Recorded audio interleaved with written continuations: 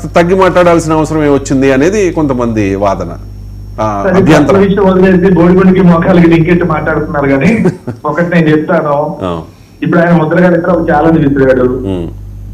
ఆయన ముద్రగడ గారు నేను ఎట్టి పరిస్థితులు నేను కానేమను ఎమ్మెల్యే గారిని ఛాలెంజ్ విసిరాడు.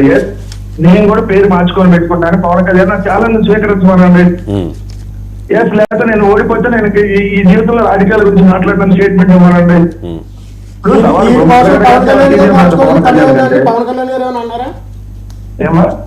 ఆయన కోసం పవన్ కళ్యాణ్ గారు పేరు మార్చుకోవాల్సిన పని ఏముంది? పవన్ కళ్యాణ్ గారు ఏమైనా స్టేట్మెంట్ ఇచ్చారు, స్టేట్మెంట్ ఆయన ఇచ్చాడు కాబట్టి ఆయన మార్చుకోమనండి.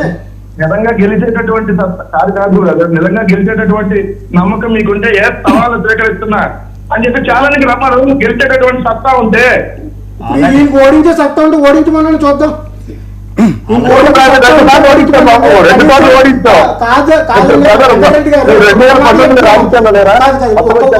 ఒక మాట చెప్తున్నానండి,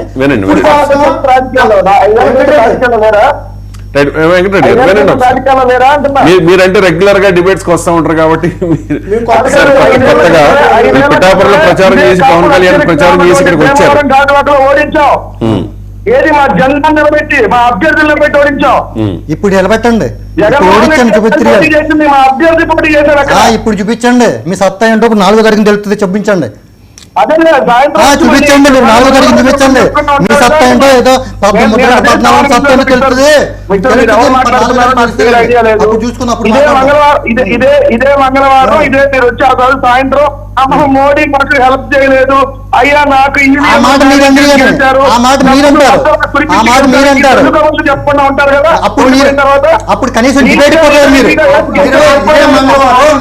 కూడా రారు. ఇదే అరే బాబు నేను రోజు వస్తాను మంగళవారం శుక్రవారం కానీ పవన్ కళ్యాణ్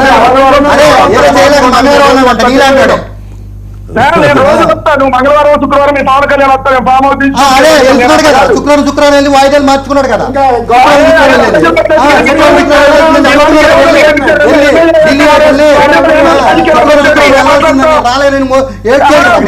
మినిమం మీ జనసేనలో ఉండే జ్ఞానం లేని ఇట్లాంటి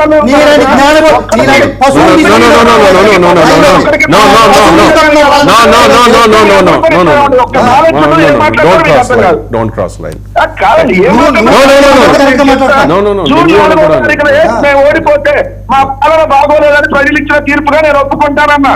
మీరు ఒప్పుకుంటారా? ఒప్పుకుంటారా? మీ పవన్ కళ్యాణ్ ఒప్పుకుంటారా? జగన్మోహన్ రెడ్డి గారి పరిపాలన గొప్పది కాబట్టి గెలిపించారు, మేము తప్పక ప్రయత్నం చేస్తాం. ఓడిపోయినప్పుడు పవన్ కళ్యాణ్ గారు ఒప్పుకోలేదా? బయటకు వచ్చి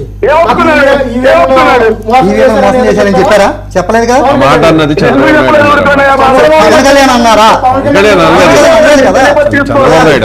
అన్నారు, వాళ్ళ దత్త తండ్రి అన్నారు, ఇద్దరు అన్నారు. మీ జైలు దత్తపుత్రులు అన్నోళ్ళే, మీ జైలు దత్తపుత్రుడు ఉన్నారుగా.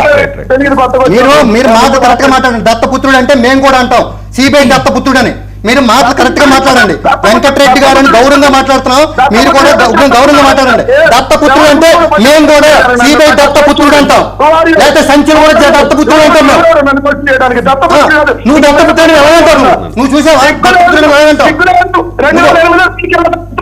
నువ్వు దత్తపుత్రుడివి, నువ్వు దత్తపుత్రుడు జగన్కి. నీదేవుడు చెప్పు, నీదేవుడు చెప్పు. పర్సనల్ గా వెళ్ళొద్దు, పర్సనల్ గా వెళ్ళొద్దు. రైట్ వెంకటరెడ్డి గారు,